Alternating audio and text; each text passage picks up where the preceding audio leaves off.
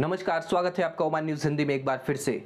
Oman की नागरिक उड्डयन प्राधिकरण ने फ्लाइट संचालकों के ऊपर जुर्माना लगाया है। जी हां, ओमान में सुप्रीम कमेटी ने जिस तरह से सार्वजनिक सभाओं पर एक साथ जो भी इकट्ठा होकर के समारोह किया जाता है, शादी विवाह फंक्शन या फिर किसी की मृत्यु पर जो लोग इकट्ठा होते हैं, उस पर पूरी तरीके से प्रतिबंध लगा दिया है। क्योंकि इसके पीछे का कारण यही माना जा रहा है कि ओमिक्रॉन के खतरे को देखते हुए सुप्रीम कमेटी ने यह सबसे पहला त्वरित एक्शन लिया है। हालांकि बूस्टर खुराक जो देना शुरू कर दिया गया है ओमान में, लेकिन फ्लाइट ऑपरेटरों के लिए भी जो रूल है वो सख्त कर दिया गया है। नागरिक उड्डयन प्राधिकरण ने बताया है कि यदि कोई यात्री जो ओमान की यात्रा की आवश्यकताओं को नहीं पूरा कर पाता है और वो फिर भी ओमान पहुंच रहा है, तो ऐसे में जिस फ्लाइट से वो ओमान पहुंचेगा उस फ्लाइट के ऊपर जुर्माना लगाया जाएगा। तो इससे पूरी तरह से बात साफ हो जाती है कि आप यदि कोई भी प्रकार के दस्तावेज में कमी या फिर कोई ऐसा रजिस्ट्रेशन आप नहीं किए हैं तो वो फ्लाइट ऑपरेटर अब से चेक करेंगे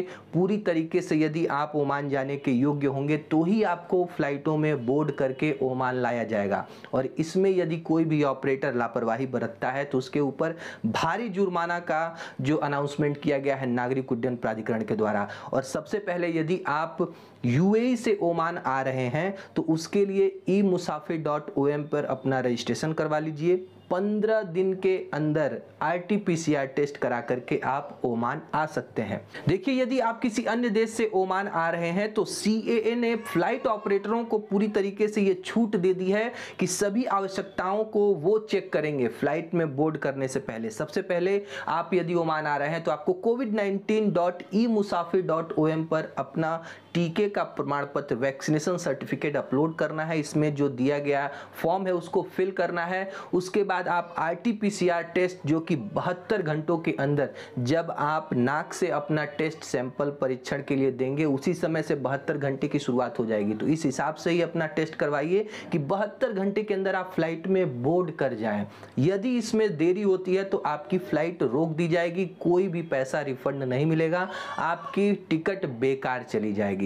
और यदि आप ओमान पहुंचते हैं, ओमान पहुंचने के बाद फिर से आपको RT-PCR टेस्ट कंडक्ट करवाया जाएगा, उसका भी पैसा आपसे ही लिया जाएगा। और यदि किसी व्यक्ति ने वैक्सीन नहीं लगवाया है तो उसके लिए सेम प्रोसीजर यही है, बस आपको अपना कंफर्म इंस्टीट्यूशन क्वारंटीन का जो बुकिंग है वो करवा लेना है। यानी कि ओमान जाने के बाद 7 दिन आपको इंस्टीट्यूशन क्वारंटीन बिताना होगा। उसके बाद से ही आप जिस काम के लिए गए हैं वो कर सकते हैं। नागरिक उड्डयन प्राधिकरण ने बताया है कि सूर के विलायत में एक घर में अचानक से आग लग गई। फायर फाइटर्स की टीम ने यहां पहुंचकर आग पे पूरी तरीके से काबू पा लिया है। किसी के भी हताहत होने की कोई खबर नहीं मिली है। ओमान के रॉयल हॉस्पिटल के जो संक्रामक रोग के विशेषज्ञ डॉक्टर फरियाल अल लवाटिया ने कहा है कि कोविड-19 के नए स्ट्रेन ओमिक्रॉन से बचने के लिए हमें बूस्टर खुराक लेनी आवश्यक है। देखिए, यदि कोई व्यक्ति 3 डोज लगवाया हुआ होगा तो कोविड-19 के नए स्ट्रेन ओमिक्रॉन से इन्फेक्टेड होने का जो खतरा है वो 70 से 80% तक कम हो जाएगा। और यदि आपने 2 डोज लगवाए हैं तो केवल 22% तक आपको सुरक्षा मिलती है। यानी कि 78% आपको चांस है कि ओमिक्रॉन से आप इन्फेक्ट हो सकते हैं। तो यदि आप वैक्सीन लगवाए हुए आपको 6 महीने हो चुके हैं तो आप अपना जाकर बूस्टर खुराक जो कि फाइजर एंड बायोटेक की लग रही है सल्तनत में लगवा सकते हैं। ब्राजील में ओमान के राजदूत को सम्मानित किया गया है उनके कार्यकाल की समाप्ति पर। ब्राजील के सर्वोच्च सम्मान से इनको सम्मानित किया गया।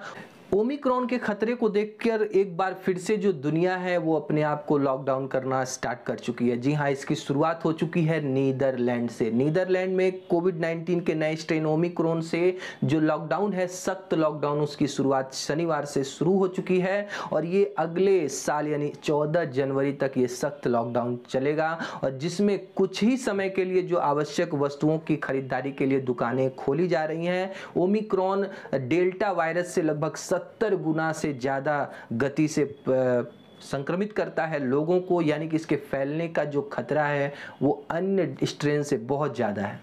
मस्कट से इस्तांबुल के लिए जो प्रति सप्ताह केवल 3 फ्लाइटें ही ऑपरेट होती थीं, लेकिन तुर्की एयरलाइंस ने एक अनाउंसमेंट किया है कि आपको 7 दिन तुर्की एयरलाइंस की फ्लाइटें अवेलेबल रहेंगी। ये बहुत ही फेवरेट टूरिस्ट डेस्टिनेशन माना जाता है, जहां पे बहुत बड़ी मात्रा में जो ओमानी लोग हैं इस्तांबुल में जाकर अपनी छुट्टियों का आनंद लेते हैं। लेकिन फ्लाइट चुनने के लिए उनके पास पहले केवल 3 दिन ही थे सप्ताह में, लेकिन इसको बढ़ा करके अब 7 दिन कर दिया गया है तुर्की एयरलाइन के। मोहम्मद सुल्तान हैतम बिन तारिक ने कतर के राष्ट्रीय दिवस के अवसर पर वहां के शेख तमीम बिन हमद अल थानी को उनके देश के राष्ट्रीय दिवस के अवसर पर बधाई संदेश भेजा है। अपने संदेश में मामहिम ने वहां के लोगों और उनके राजा के अच्छे स्वास्थ्य और खुशी और लंबे जीवन की शुभकामनाएं दी।